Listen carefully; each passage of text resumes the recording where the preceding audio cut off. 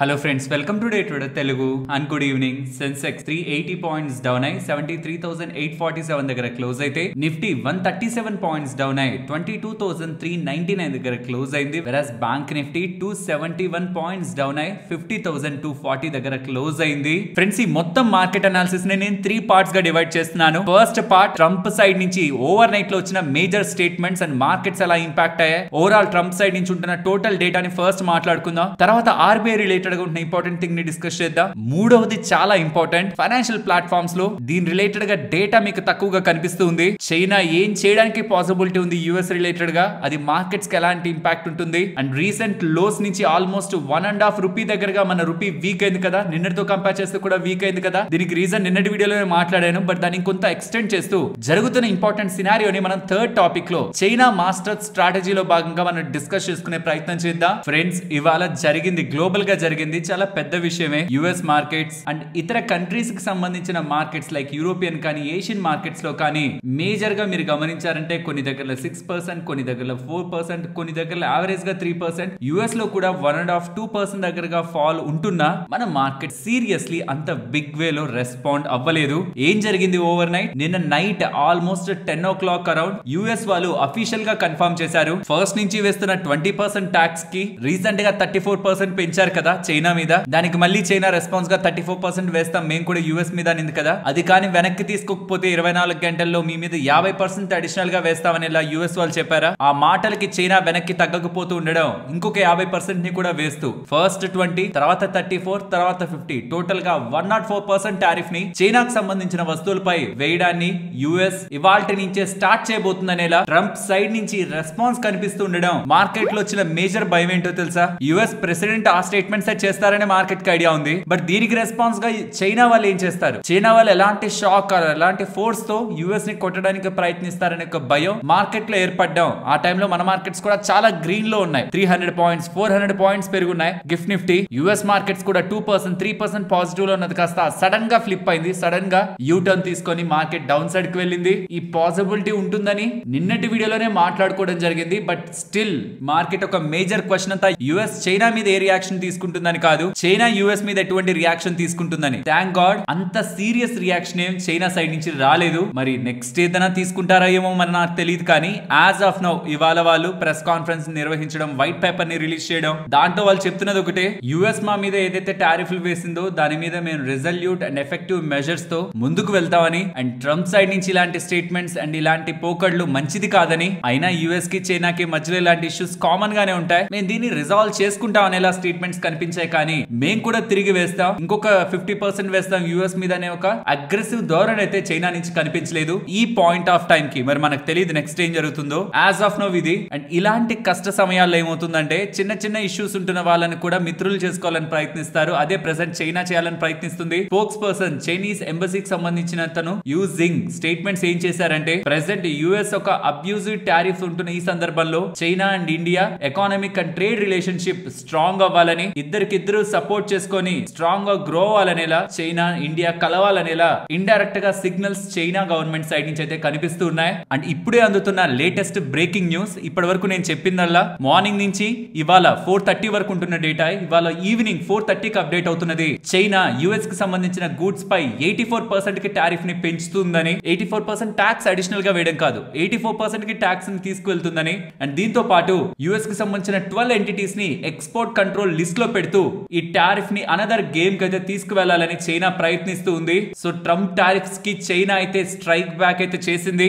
Evening వరకు నేను ఇందాక చెప్పిన డేటా చెప్తున్న అంతసేపటి వరకు చైనా రిలేటెడ్ గా అప్డేట్ లేదు, but from April 10th Beijing కూడా చైనా కూడా 84% టారిఫ్లు వేస్తారు అనేలా అప్డేట్స్ వస్తూ ఉండడం, ఫైనలీ మళ్ళీ యుఎస్ మార్కెట్స్ కి సంబంధించిన టోటల్ మార్కెట్స్ అంతా కూడా షార్ప్ ఫాల్ కి అయితే వెళ్తూ ఉన్నాయి. బట్ నేను అనుకోవడం ఇంకెంత నెగిటివ్ కి ఇది వెళ్లే ఛాన్స్ ఉందని. ఇప్పటివరకే మేజర్ నెగిటివ్ అప్డేట్స్ అన్ని మనం వింటూ వచ్చాం కదా. ఈవెన్ యుఎస్ ప్రెసిడెంట్ కూడా చెప్పింది ఏంటో తెలుసా, నిన్న చైనా ఎలా స్టార్ట్ చేయాలో తెలియట్లేదు, నేను కూడా చైనా కాల్ కోసం వెయిట్ చేస్తున్నానని. అండ్ చైనీస్ అఫీషియల్స్ కూడా మేము చూసుకుంటాం, డీల్ చేసుకుంటామనే చెప్తున్నారు.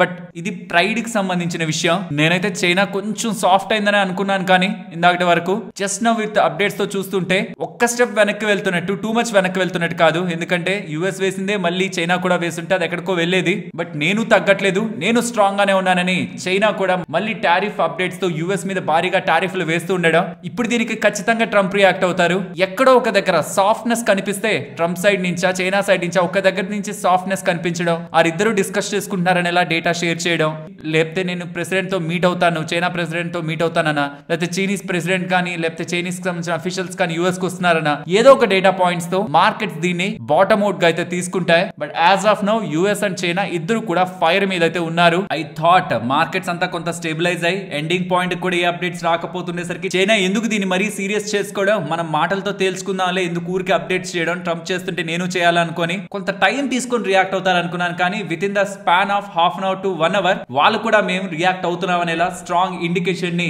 వాషింగ్టన్ కి అయితే పంపిస్తున్నారు. ఇక మనం నిద్రపోయి మార్నింగ్ లేచే టైం కి ఇంకా కొన్ని స్టేట్మెంట్స్ యూఎస్ సైడ్ నుంచి అయితే కనిపించాయి. తను ఏం చెప్తున్నారంటే, నేను 104% చైనా మీద టారిఫ్ వేస్తుంటే మీకు రిడిక్యులస్ గా కనిపిస్తదేమో, కానీ చైనా చాలా ప్రొడక్ట్స్ యూఎస్ నుంచి వెళ్తున్న వాటిపై 100% అబో దగ్గరగా టారిఫ్లు వేస్తుంది.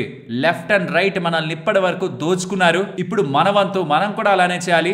అండ్ చైనాకు సంబంధించి ఫార్మా స్పేస్ కూడా ఉంది కాబట్టి ఫార్మా కంపెనీస్ మీద కూడా మేము భారీగా టారిఫ్లు వేస్తాం. అప్పుడు ఖచ్చితంగా చైనా నుంచి ఫార్మా కంపెనీస్ యూఎస్ లో వచ్చి పెట్టాలనుకుంటాయి. కాబట్టి ఫార్మా మీద కూడా బిగ్ వేలో టారిఫ్ రాబోతుందనే స్టేట్మెంట్స్ అయితే చేశారు. ఇక్కడ వరకు బానే ఉంది. కానీ ఏదైతే కంట్రీస్ వీళ్ళతో డిస్కషన్స్ చేస్తూ టారిఫ్ల్ని మేము ఇలా చేస్తాం మీరు కూడా ఇలా చేయండి అని డైలాగ్ లో ఉన్నాయో డిస్కషన్స్ లో ఉన్నాయో వాళ్ళని కించపరుస్తూ స్టేట్మెంట్స్ అయితే చేశారు. నేను ఒక్కసారిగా టారిఫ్లు వేసేసరికి అన్ని నేషన్స్ అంతా కూడా కంగారు పడిపోయి అయ్యో అయ్యో ఇలా కాదు, తగ్గించండి తగ్గించండి అని ఇలానే యాక్ట్ చేస్తూ చూపిస్తూ కొన్ని రాంగ్ వర్డ్స్ ని వాడుతూ కూడా కంట్రీస్ ని మాక్ చేసే ప్రయత్నం చేశారు. ఇది ఆ లెవెల్లో ఉన్న తనకి కరెక్ట్ కాదు. సో దీనికి కారణం ఏమవుతుందంటే గ్లోబల్ లీడర్స్ ఎవరైతే డిస్కషన్స్ లో ఉన్నారో వాళ్ళని అవమానిస్తున్నట్లుగా వాళ్ళు ఫీల్ అయ్యి వాళ్ళు ఒకవేళ మేము కూడా రిటాలియేట్ అవుతామనేలా ఎవరైనా ఈగోకి తీసుకున్నారనుకోండి, మోస్ట్లీ తీసుకోరు. వాళ్ళ నేషన్ యొక్క ఇంట్రెస్ట్ నే ముందు పెడతారు ఈగో కాకుండా. బట్ ట్రంప్ లాంటి మైండ్ సెట్ వాళ్ళకు కూడా ఉందనుకోండి, ఈ వర్డ్స్ అయితే ఖచ్చితంగా సీరియస్ గా తీసుకుంటారు. బట్ యాజ్ ఆఫ్ నో అలాంటిది ఏం కనిపించట్లేదు. అండ్ ఇలాంటి ధోరణి మొత్తం కంట్రీస్ ని అవమానించే ధోరణి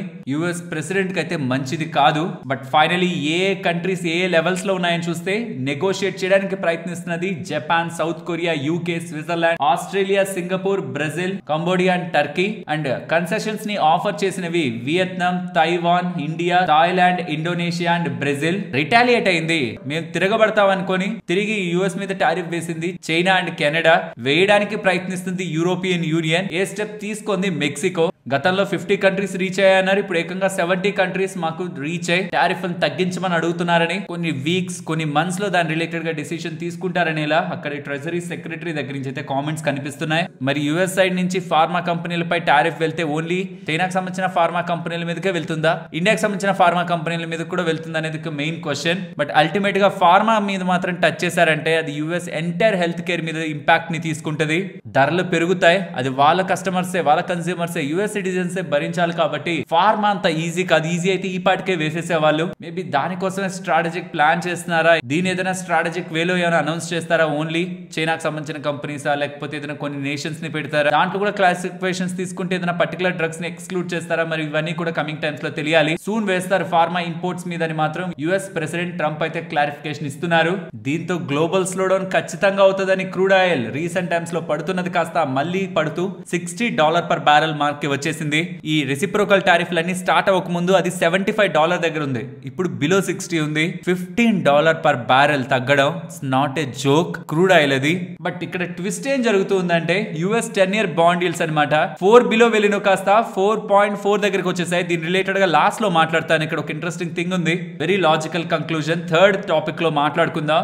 నెక్స్ట్ ఆర్బీఐ మీటింగ్ గురించి మాట్లాడుకుందాం. ఆర్బీఐ మానిటరీ పాలసీ ఇవాళ 10 o'clock అరౌండ్ నుంచి మనకి మాట్లాడడం స్టార్ట్ అయ్యి తర్వాత కొన్ని నిమిషాల్లో అప్డేట్స్ అయితే వచ్చాయి. నేను నిన్నటి వీడియోలో చెప్పాను కదా, కేవలం 25 basis points రేట్ కట్ ఇస్తే అదేం పెద్ద సర్ప్రైజ్ కాదు. దాంతో పాటు స్టాన్స్ ని మార్చే అవకాశం ఉండాలి, లేదంటే 50 basis points అయినా రేట్ కట్ తీసుకునే అవకాశం ఉంటుంది అని. కానీ ఇక్కడ ఆర్బీఐ వాళ్ళు 25 basis points రేట్ కట్, దాంతో పాటు వాళ్ళ స్టాన్స్ ని కూడా న్యూట్రల్ నుంచి అకామిడేటివ్ కి మార్చుకున్నారు. భరోసా ఇస్తున్నారు, మేమున్నాం, ఒకవేళ అవసరమైతే మేము ముందుకు వస్తామని. ఆల్రెడీ వాళ్ళ లిక్విడిటీని స్ట్రాంగ్ గా మార్కెట్ లో పుష్ చేసేందుకు ప్రయత్నిస్తున్నారు. బట్ రేట్ కట్ ని కూడా తీసుకుంటూ స్టాన్స్ ని కూడా మారుస్తుండడం ఎకానమీ బూస్ట్ అవడానికి ఆర్బీఐ వాళ్ళకి చేతనైంది చేస్తున్నారు. వాళ్ళు ఎక్కడ వెనక్కి తగ్గట్లేదు అన్న విషయాన్ని మనం గుర్తుంచుకోవాలి. బట్ జీడిపి రిలేటెడ్ గా గ్రోత్ అవుట్లుక్ ని 6.7% నుంచి 6.5 కి కట్ చేయడం జరిగింది. ఇన్ఫ్లేషన్ ప్రొజెక్షన్స్ ని 4% కి ఉంచారు FY26 కి. అంటే అది ఆర్బీఐ మార్కే, అది ఎక్కువ కాదు తక్కువ కాదు. కరెంట్ అకౌంట్ డెఫిసిట్ కూడా సస్టైనబుల్ లెవెల్లోనే ఉంటుందని ఇలా స్టేట్మెంట్స్ చేస్తున్నారు. టారిఫ్లు పడ్డం కారణంగా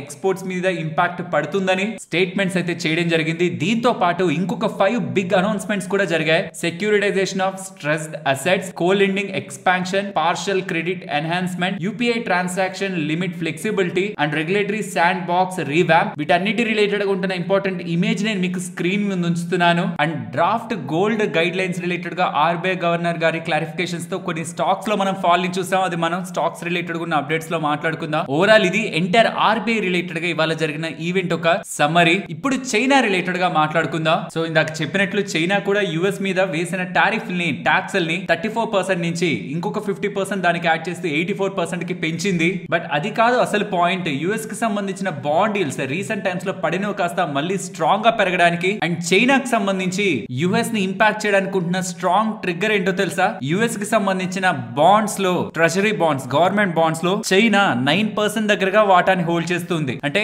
ఫారినర్స్ అందరికి కూడా 30% దగ్గరగా వాటా ఉంటుందన్నమాట. అందులో 9% దగ్గరగా టోటల్ గా ఫారిన్ వాటాలో 30% లో 9% దగ్గరగా చైనానే హోల్డ్ చేస్తుంటే ఒకప్పుడు 2011 లో అది 28% దగ్గరగా ఉండేది. ఇప్పుడు 9% దగ్గరగా చైనానే హోల్డ్ చేస్తే దాని వాల్యూఏ $760 బిలియన్. ఒకవేళ చైనా కానీ యుఎస్ ని ఇరుకన పెట్టాలనుకుంటే ఆ బాండ్స్ అమ్మే ప్రయత్నం చేస్తే ఈ బాండ్ డీల్స్ అమాంతం పెరిగిపోయి యుఎస్ ఏదైతే చేయాలనుకుంటుందో ఈ బాండ్ డీల్స్ ని తగ్గించుకొని రేట్ కట్లను కూడా పవెల్ గారిని చేయమని అడుగుతూ ఈ బాండ్ డీల్స్ ని తగ్గించుకొని రీఫైనాన్సింగ్ తక్కువ కాస్ట్ లో చేయాలనుకుంటుందో చైనా తలుచుకుంటే దాన్ని ఇంకా హయ్యర్ కాస్ట్ లోకి తీసుకువెళ్లి యుఎస్ గవర్నమెంట్ ని ఇబ్బంది పెట్టే ప్రయత్నం చేయొచ్చు. అండ్ దీనికి తోడు వస్తున్న వార్తల ప్రకారం చైనాకు సంబంధించిన సెంట్రల్ బ్యాంక్ PBOC వాళ్ళు, పీపుల్ బ్యాంక్ ఆఫ్ చైనా వాళ్ళు చైనాకు సంబంధించిన అన్ని గవర్నమెంట్ బ్యాంక్స్ ని మీరు డాలర్స్ లో ఏదైనా కొంటూ ఉంటే ఆగండి, డాలర్ పర్చేజెస్ ని ఆపమనేలా స్టేట్మెంట్స్ అయితే చేస్తున్నారు. సో క్లియర్లీ చైనా కానీ and rest of the world ఏవైతే యుఎస్ కి అగైనెస్ట్ గా ఉన్నాయో వాళ్ళు ఫర్దర్ గా ఖచ్చితంగా యుఎస్ కి సంబంధించిన బాండ్స్ ని కొనరు ఆర్ వాళ్ళని ఇరకని పెట్టాలనే ప్రయత్నిస్తారు మళ్ళీ యుఎస్ వాటిని ఇష్యూ చేస్తున్నప్పుడు. ఎందుకంటే యుఎస్ కి సంబంధించిన మెజారిటీ ఆఫ్ బాండ్స్ 0 నుంచి 5 years టెన్యూర్ లోనే ఉంటాయి, 60% ఆఫ్ ద బాండ్స్. సో అలా ఉంటున్నప్పుడు మళ్ళీ వాటిని ఇప్పుడు మార్కెట్ లో అమ్మితే నష్టపోయేది వాళ్ళే కదా, చైనా వాళ్ళే కదా. లెట్స్ సే మీరే ఒక కంపెనీకి సంబంధించిన లార్జెస్ట్ షేర్ హోల్డర్ అనుకుందాం. మీకు ఆ కంపెనీ నచ్చకపోయినా ఆ వాటా మొత్తాన్ని మార్కెట్ లో అమ్మేస్తే స్టాక్ ప్రైస్ క్రాష్ అయిపోతే మీ దగ్గర ఉన్న వాటా కూడా చాలా తక్కువ కమ్మాల్సి ఉంటుంది. ఎందుకు అవసరం? యుఎస్ గవర్నమెంట్ కే కొంత టైం పీరియడ్ కి అది వెళ్ళిపోతుంది. టెన్యూర్ కంప్లీట్ అయితే వాళ్ళు మొత్తం డబ్బుల్ని పే చేస్తారు. అప్పుడు మళ్ళీ కొత్తగా బాండ్స్ ని కొనుక్కుంటూ ఉంటే చాలు. చైనా చాలా టైం బ్యాక్ నుంచి తగ్గించుకుంటూనే వస్తుంది తన వాటా బాండ్స్ లో. ఒకప్పుడు 28% ఉండేది, ఇప్పుడు 9% కి తెచ్చుకుంటుంది. అది ఫర్దర్ గా కూడా తగ్గించుకునే అవకాశం ఉంది. అండ్ యుఎస్ కి సంబంధించి కూడా not only just bonds, government bonds మాత్రమే కాదు, డాలర్ ని కూడా పక్కన పెట్టే అవకాశం, డాలర్ రిజర్వ్స్ రిలేటెడ్ గా, డాలర్ పర్చేసెస్ రిలేటెడ్ గా ఎంటైర్ డాలర్ తోనే కొంత డీవియేట్ అయ్యే ప్రయత్నం కూడా చైనా స్లోగా చేసే ప్రయత్నం ఉంటున్నప్పుడు మనకి ఏదైనా మెటల్ దీని కారణంగా లాభం పొందుతుందంటే అది గోల్డ్ ఆల్రెడీ చాలా ఓవర్ గా ర్యాలీ అయిపోయింది. నాకే చాలా కంఫర్టబుల్ గా లేదు అది ఆ ప్రైస్. బట్ స్టిల్ ఈ గోల్డ్ ప్రైస్ ని ఫ్యూచర్ లో కూడా ఒకవేళ ఏదైనా పడుతున్నా సరే సపోర్ట్ చేయగలుగుతున్నది మాత్రం సెంట్రల్ బ్యాంక్. సో ఒకవేళ మీరు గోల్డ్ కాకుండా ఇతర మెటల్ లోకి వెళ్ళాలనుకుంటున్నారు అనుకోండి, సిల్వర్ ఇంకేదైనా ఇతర మెటల్స్ లోకి వెళ్ళి గెయిన్ అవ్వాలనుకుంటుంటే వాటికి ట్రెడిషనల్ అడ్వాంటేజ్ లేదన్న విషయాన్ని గుర్తుంచుకోవాలి. సో చైనా వాళ్ళు యుఎస్ కి సంబంధించిన బాండ్స్ ని డంప్ చేస్తారా యుఎస్ ని స్ట్రాటజిక్ గా ఎదుర్కోవడానికి, ఆర్ ఫర్దర్ గా వాళ్ళు బాండ్స్ ని రీపర్చేస్ చేయకుండా యుఎస్ ఒక బాండ్ మార్కెట్ నుంచి కూడా వాళ్ళు కొంత పక్కకు వెళ్తూ స్లోగా గోల్డ్ సైడ్ వాళ్ళు మూవ్ అవుతారా అనేది కూడా చూడాలి. అండ్ చైనా వాళ్ళు డాలర్ రిలేటెడ్ గా చేస్తున్న కరెన్సీ ఫిక్సేషన్ పరంగా కూడా మనకు అప్డేట్స్ అయితే కనిపించాయి. నిన్నటి వీడియోలో ఇది డిస్కస్ చేశాను. దీంతోనే మనకి మన రూపీ రిలేటెడ్ గా కూడా వీక్నెస్ అయితే ఇంకా స్ట్రాంగ్ గా పెరుగుతూ ఉంది. ఫ్రమ్ లాస్ట్ 5 days కంటిన్యూస్ గా రూపీ వీక్ అవుతూనే ఉంది. అండ్ ఫ్రమ్ రీసెంట్ క్లోజ్ చూస్తే ఆల్మోస్ట్ ₹1.40 దగ్గరగా రూపీ వీక్ అయింది. సో ఇక్కడ ఎలా ఉంటుందంటే ఇద్దరు బ్యాలెన్స్డ్ గా యాక్ట్ చేయాలి. ఒకవేళ యుఎస్ దగ్గరే అంత పవర్ లేకపోతే అలాంటి స్టేట్మెంట్స్ చేసే ధైర్యం కూడా యుఎస్ ప్రెసిడెంట్ కి ఉండేది కాదు. వాళ్ళు ఒక మేజర్ కన్స్యూమర్, వాళ్ళ దగ్గర మ్యానుఫ్యాక్చరింగ్ ఇండస్ట్రీస్ కానీ మొత్తం ప్రొడక్ట్స్ వాళ్ళ దగ్గర తయారవడం అక్కడ జరగకపోవచ్చు, కానీ వాళ్ళు ఒక మేజర్ కన్స్యూమర్. చాలా దేశాల నుంచి ప్రొడక్ట్స్ వాళ్ళ దేశాల్లోకి వెళ్ళి అమ్ముడవుతూ ఉంటాయి. కాబట్టే వాళ్ళకి ఇష్టం వచ్చినట్లు చెప్తున్నారు ఇక్కడే ఇండస్ట్రీస్ పెట్టాలి, ఇక్కడే ప్రొడక్షన్ రావాలి, అయితే మీరైనా మా దగ్గర నుంచి ఎనర్జీని కొనుక్కోవాలి, క్రూడ్ ఆయిల్ ని కొనుక్కోవాలి, అయితే మా ఈ ప్రొడక్ట్స్ ని మీరు ఇంకా ఎక్కువ కొనుక్కోవాలనేలా డీల్స్ ని సెట్ చేసుకుంటున్నారు. అలానే చైనా కూడా తక్కువేం కాదు కదా. మెజారిటీ ఆఫ్ ఐటమ్స్ రిలేటెడ్ గా చైనా కూడా ఒక మేజర్ కన్స్యూమరే. But with respect to trade deficit కి వచ్చేసరికి యుఎస్ చైనా కంటే ఎక్కువగా చైనా నుంచి కన్స్యూమ్ చేస్తుంది. అల్టిమేట్ గా ఎవరొకరు తగ్గనంత వరకు ఈ ట్రేడ్ వార్ అయితే బ్యాలెన్స్ అవ్వదు. బట్ మార్కెట్స్ కి మాత్రం అలా వాళ్ళు తగ్గాలనుకున్న డే వరకు వెయిట్ చేయవు, అంతా ఎండ్ అయిపోయిందని గ్రీన్ సిగ్నల్ వచ్చేంత వరకు వెయిట్ చేయవు. ఇంకింతకు మించి వర్స్ట్ ఉండదు కదా, ఇదే కదా వర్స్ట్ అని మార్కెట్ కి ఎప్పుడైతే అర్థం అవుతుందో గుర్తుంచుకోండి. తర్వాత చిన్న చిన్నగా స్టేట్మెంట్స్ వచ్చిన ట్రంప్ సైడ్ నుంచో చైనా సైడ్ నుంచో స్టేట్మెంట్స్ వచ్చిన మార్కెట్ కేర్ కూడా చేయదు. ఇది ఇన్వెస్టర్స్ గుర్తు పెట్టుకోవాలి. ఇది క్లియర్ గా ఎగ్జాంపుల్ తో చెప్పాలంటే 2020 క్రాష్ కే వెళ్ళండి. స్టాక్స్ ఎక్కడ బాటమ్ అవుట్ అయ్యాయో తెలుసా? స్టాక్స్ అన్ని పడుతూ పడుతూ ఎక్కడ బాటమ్ అయ్యాయో తెలుసా? గవర్నమెంట్ ఫస్ట్ రిస్ట్రిక్షన్స్ ని ఇంపోజ్ చేసినప్పుడు స్టాక్స్ ఎందుకు బాటమ్ అవుట్ అయ్యాయి, అక్కడే ఎందుకు ఆగి మళ్ళీ పెరగడం స్టార్ట్ చేశాయి? ఎందుకంటే ఇన్వెస్టర్స్ కి తెలుసు గవర్నమెంట్ రిస్ట్రిక్షన్స్ విధిస్తుందంటే ఏదో టైంలో లిఫ్ట్ చేస్తుంది, అలా ఉండిపోదు కదా. కానీ వైరస్ ఎంతవరకు ఇంపాక్ట్ చేయగలుగుతుందని ఒక క్లారిటీ వచ్చిన తర్వాత ఈ రీసెంట్ టైమ్స్ లో ఆల్రెడీ మార్కెట్ ఫాలో అవడం అండ్ గవర్నమెంట్ ఏదో ఒకటి చేసి దాన్ని ఎప్పటికొకటి లిఫ్ట్ చేసుకోవడంలే, ఇంతకు మించి అయితే వర్స్ట్ ఉన్నది కదా అని డిసైడ్ అయిన తర్వాత మార్కెట్స్ పెరగడం స్టార్ట్ అయిపోయాయి. కాబట్టి గ్రీన్ సిగ్నల్ వచ్చేంత వరకు ఎవ్వరు వెయిట్ చేయరు. పడతాయి మార్కెట్స్ ఫస్ట్, ఏం జరుగుతుందో తెలియక. తర్వాత ఇంతకంటే వర్స్ట్ ఉండదనే క్లారిటీ వచ్చినప్పుడు మళ్ళీ పెరిగిపోతాయి. స్మార్ట్ ఇన్వెస్టర్స్ చివరి వరకు ఎండ్ వరకు వెయిట్ చేయరు.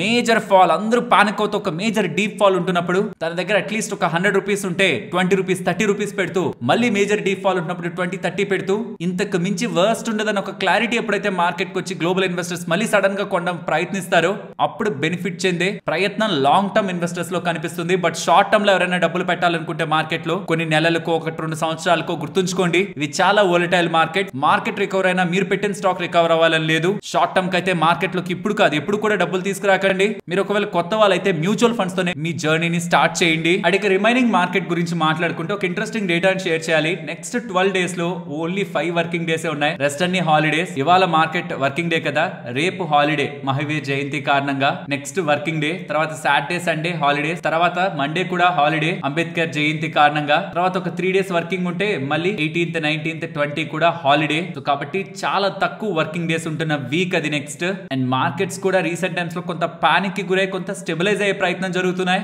నాకు కూడా మన మార్కెట్స్ లో కొంత స్టెబిలిటీ ఉంది, కానీ ఇప్పుడు చైనా సైడ్ నుంచి వస్తున్న అప్డేట్స్ తో ఫర్దర్ గా మన మార్కెట్స్ రిలేటెడ్ గా వీక్నెస్ అయితే కనిపిస్తుంది. But not in a substantial manner, too much అయితే కాదు. యూరోప్ మార్కెట్స్ అయితే స్ట్రాంగ్ గానే రియాక్ట్ అవుతున్నాయి, మళ్ళీ ఒక 4% రియాక్ట్ అవుతున్నాయి. యూఎస్ కి సంబంధించిన మార్కెట్స్ కూడా కొంత డిస్టర్బ్ అయ్యాయి. బట్ రేపు మార్కెట్ హాలిడే కదా, తర్వాత ఓపెనింగ్ టైం కి యూఎస్ చైనా ఏదైనా డీల్ సెట్ చేసుకుంటున్నట్లు ఆర్ ఇంతకు మించి వర్స్ట్ ఉండదనే మార్కెట్ కి ఏదైనా కన్ఫర్మేషన్ కనిపిస్తూ యూఎస్ మార్కెట్స్ రికవర్ అవుతున్నా, గ్లోబల్ మార్కెట్స్ రికవర్ అవుతున్నా, కన్ఫర్మ్ గా ఇండియన్ ఈక్విటీ మార్కెట్స్ కూడా రికవర్ అవుతాయి. గుర్తుంచుకోండి, ఇది టెంపరీ. ఒకరు మాటలు అనుకోవడం, మళ్ళీ ఇద్దరు చేతులు వేసుకొని మేము ఒకటే గ్లోబల్ గా గ్రోత్ కోసం మేము ప్రయత్నిస్తామని చెప్పడం పొలిటీషియన్స్ పనే. టెంపరీగా వాళ్ళు క్రియేట్ చేసే అన్సర్టనిటీస్ మనకి లాంగ్ టర్మ్ లో వెల్త్ ని క్రియేట్ చేసుకోవడానికి ఒక మెట్లులా వాడుకోవాలి. కానీ కంగారు పడిపోయి వాళ్ళు క్రియేట్ చేసి నైట్ హ్యాపీగా నిద్రపోతున్న దాంట్లో మనం టెన్షన్ పడి నష్టాలు అమ్ముకోవడం, రాత్రి మన నిద్రించి అడగొట్టుకోవడం మంచిది కాదు. అండ్ ఎఫ్ఐఎస్ ఒక షార్ట్స్ 76% దగ్గరగా ఉన్నాయి, షార్ట్స్ స్టిల్ సేమ్ లెవెల్ లోనే మెయింటైన్ అవుతున్నాయి. అండ్ ఎఫ్ఐఎస్ నిన్న ఒక బిగ్ వేల్ ఏం సెల్ చేయలేదు, ఆల్మోస్ట్ 4994 crore దగ్గరగా సెల్ చేశారు. డిఐఎస్ 3000 crore దగ్గరగా బై చేస్తున్నారు.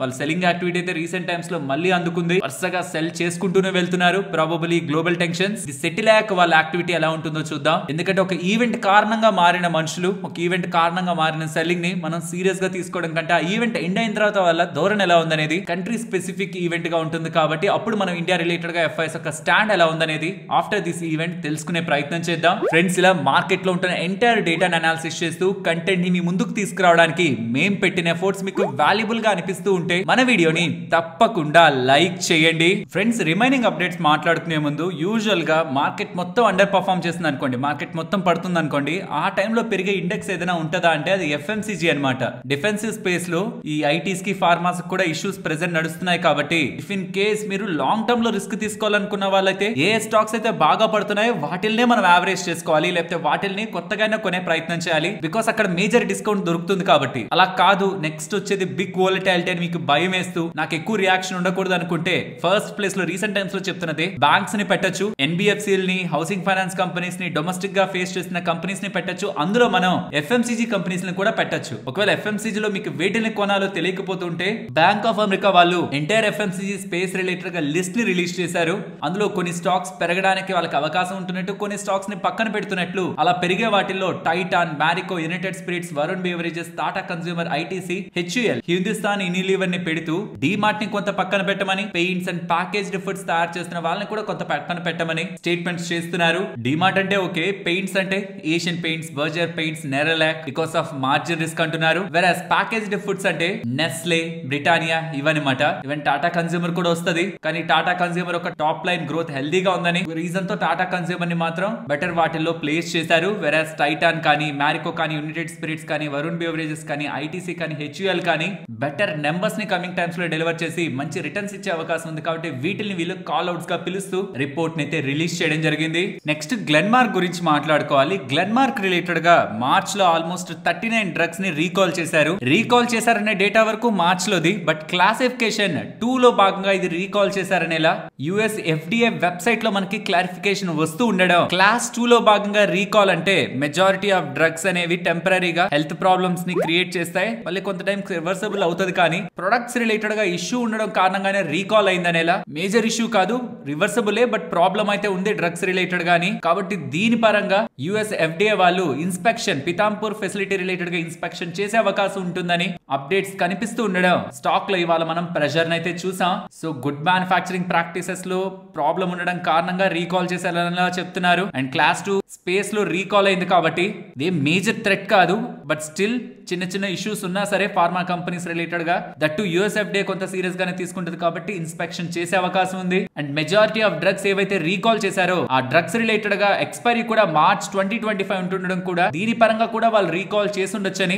స్టేట్మెంట్స్ అయితే కనిపిస్తున్నాయి. సో ఓవరాల్ మార్చ్ లో ఉన్న, ఆగస్ట్ లో ఉన్న, మార్చ్ 26 ఉన్న ఏ రీజన్స్ ఉన్నా సరే రీకాల్ క్లాస్ 2 లో జరిగింది కాబట్టి ఇన్స్పెక్షన్ పితాంపూర్ ఫెసిలిటీ 20% దగ్గరగా యుఎస్ నుంచి రెవెన్యూస్ ని కాంట్రిబ్యూట్ తెచ్చుకుంటున్న గ్లెన్మార్క్ ఫార్మా వాళ్ళకి ఇష్యూని క్రియేట్ చేస్తున్న ఒక భయాందోళనలో స్టాక్ ఇవాళ అయితే ఇంపాక్ట్ అయింది.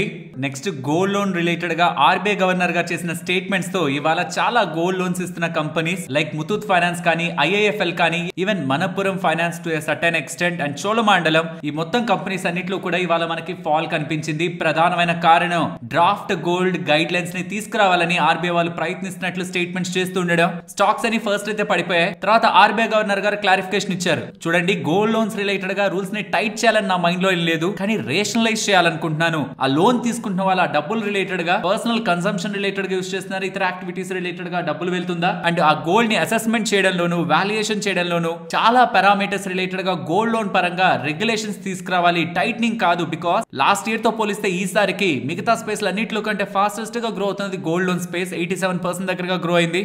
రెస్ట్ అంతా కూడా యావరేజ్ 10 to 11% దగ్గర ఉంది. కాబట్టి కంగారు పడకండి, దీని రిలేటెడ్ గా రెగ్యులేషన్స్ అయితే తీసుకొస్తాం. ఒక ప్రణాళికను తీసుకొచ్చి గోల్డ్ లోన్స్ ఎవరైతే పెట్టాలనుకుంటున్నారో కన్స్యూమర్స్ పరంగా వాళ్ళకి బెనిఫిట్ బాగా ఉండేలా ప్లాన్ చేయబోతున్నట్లు ఆర్బీఐ గవర్నర్ గారు క్లారిఫికేషన్ ఇచ్చాక మళ్ళీ స్టాక్స్ కొంత బ్యాక్ అయ్యాయి. కానీ ఈ గోల్డ్ లోన్ రిలేటెడ్ గా రెగ్యులేషన్స్ అయితే కమింగ్ టైమ్స్ లో రాబోతున్నాయి అనేది, ఆ రెగ్యులేషన్స్, ఆ డ్రాఫ్ట్ గైడ్ లైన్స్ అన్ని వచ్చిన తర్వాత అవి ఎలా ఉంటున్నాయనే దాన్ని బట్టే ఫర్దర్ గా స్టాక్స్ అయితే రియాక్ట్ అవుతాయి. ఇవాళ మేజర్ గోల్డ్ లెండింగ్, గోల్డ్ ని పెట్టుకొని డబ్బులు ఇచ్చే ఫైనాన్సింగ్ కంపెనీస్ అన్ని పడ్డానికి మేజర్ కారణం ఆర్బీఐ సైడ్ నుంచి వస్తున్న gold loan regulatory norms. Coming times లో డ్రాఫ్ట్ గా వస్తుంది, అంతా ఫైనలైజ్ అయితే రూల్స్ గా ఆర్బీఐ సైడ్ నుంచి అప్డేట్ అవుతుంది. ఫ్రెండ్స్, ఇలా న్యూస్ అప్డేట్స్ ని అనాలిసిస్ చేస్తూ మీ ముందుకి కంటెంట్ తీసుకురావడానికి మేం పెడుతున్న ఎఫర్ట్స్ మీకు వాల్యుబుల్ గా అనిపిస్తూ ఉంటే మన వీడియోని తప్పకుండా లైక్ చేయండి. నెక్స్ట్ ఇండిగో వాళ్ళు, అకార్ వాళ్ళు, వీళ్ళిద్దరూ కంబైన్ అవుతున్నట్లయితే కనిపిస్తుంది. ఇండిగో ఈ ఇంటర్ గ్లోబ్ ఏవియేషన్ వాళ్ళు అకార్ వాళ్ళతో పార్ట్నర్ అయి హాస్పిటాలిటీ స్పేస్ లోకి ఎంటర్ అవబోతున్నారని 2030 లోపు 300 హోటల్స్ దగ్గరగా టార్గెట్ కి పెట్టుకుంటూ అండ్ ఈవెన్ ట్రీబోలో కూడా ఇన్వెస్ట్మెంట్ రిలేటెడ్ గా అనౌన్స్మెంట్ చేస్తూ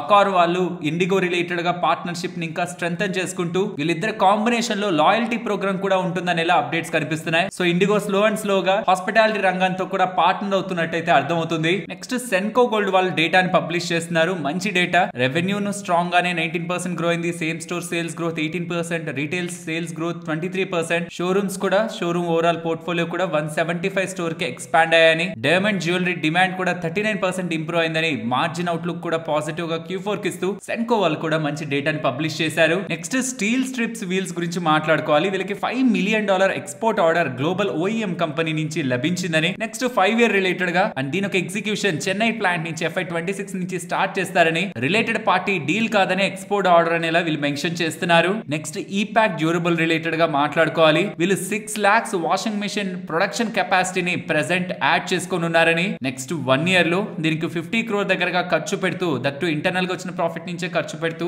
ఇండియాలో ఉంటున్న డిమాండ్ ని మీట్ చేయడం కోసం వీళ్ళ వాషింగ్ మెషిన్ ప్రొడక్షన్ కెపాసిటీని పెంచుకుంటున్నట్లు ఈపాక్ డ్యూరబుల్స్ వాళ్ళు చెప్తున్నారు. నెక్స్ట్ గ్రీవ్స్ కాటన్ అండర్ లో ఉండే గ్రీవ్స్ ఎలక్ట్రిక్ మొబిలిటీ వాళ్ళు ఆంపేర్ రియో 80 ని లాంచ్ చేయడం జరిగింది. ఈ వెహికల్ యొక్క ఇమేజెస్ కూడా ఇక్కడ మీకు కనిపిస్తూ ఉంటాయి. నియర్లీ 60,000 ప్రైస్ రేంజ్ లో దీన్ని లాంచ్ చేస్తున్నట్లు, 2 wheeler ఎలక్ట్రిక్ వెహికల్ ని లాంచ్ చేస్తున్నట్లు 80 కిలోమీటర్ రేంజ్ తో దీన్ని తీసుకొస్తున్నట్లు అప్డేట్స్ అయితే చేస్తున్నారు. అండ్ దీనికి ఎటువంటి రిజిస్ట్రేషన్ అండ్ లైసెన్స్ కూడా అక్కర్లేదని, బికాస్ ఆఫ్ లో స్పీడ్ దీనికి అసలు రిజిస్ట్రేషన్ లైసెన్స్ అక్కర్లేదని ఇలా స్టేట్మెంట్స్ అయితే కనిపిస్తూ ఉన్నాయి. మరొక ఇంట్రెస్టింగ్ వీడియోతో మళ్ళీ మీ ముందుకు వస్తాను. అంతవరకు టేక్ కేర్. జై హింద్.